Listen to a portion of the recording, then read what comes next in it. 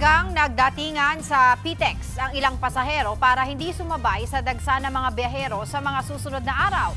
Live pa rin mula sa Parañaque Integrated Terminal Exchange or PTEX, nasa frontline ang balitang yan ng ating kapatid na si Andre Felix. Andre, dumami na ba ang pasahero dyan?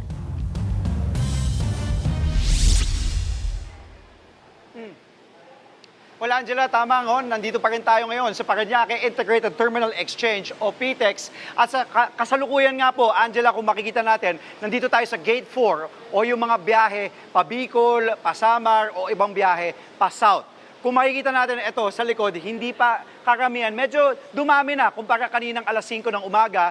Pero kahapon, Angela, umabot na mahigit 191,000 ang mga biyahero na dumagsa dito sa PTEX. Ayon nga po sa mga operator, normal na bilang o dami lang daw yan.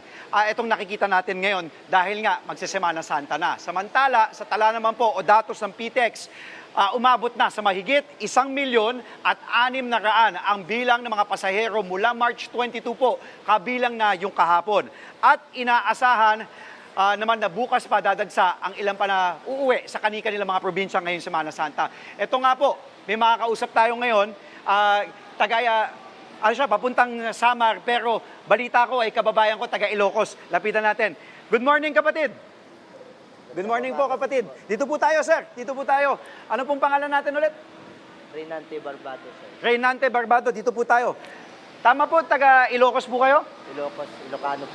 O, Kabsat, kababayan pala tayo. Naimbag na bigat, Kabsat. Naimbag na bigat. Bati ka, naimbag na bigat, mga kababayan natin dyan. Naimbag na bigat kanya amin dito Ilocos. Wen. Lalo Santa Cruz, Turo, Santa Cruz. Sungarod, oo. Maraming salamat. Kuya Reynante, ikaw ay taga Ilocos, pero yung misis mo ay taga Samar, tama po ba? Saan sa Samar, sir? Sa sa Mondragon. Mondragon. Tapos ito, kasama yung dalawang anak mo, yung isa natutulog, no? Ayan yung nanonood. Yung si Mrs. natutulog. Anong oras yung biyahe nyo po, pa Samar? Alauna pa po. Tanghali. Ba't nyo po inagahan? Dahil ano pa lang, alas 7 pa lang? Bali, ang alam ko sa namin, may biyahe po kahapon na... Kaso nga alam po, hindi kami nakaabot po sa last trip. Kaya ngayon na lang. Pero nakakuha na kayo ng ticket at ready na. Tapos doon po kayo magsasemana Santa kasi taga doon si Mrs., tama? Okay. Tapos eto po, dahil inagahan nyo, nandito kayo ngayon sa Samar.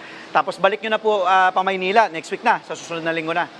Siguro, stay muna kami sa Samar kasi bali po natanggal po ako sa trabaho, kaya stay muna sa Samar. Ano po ang trabaho natin?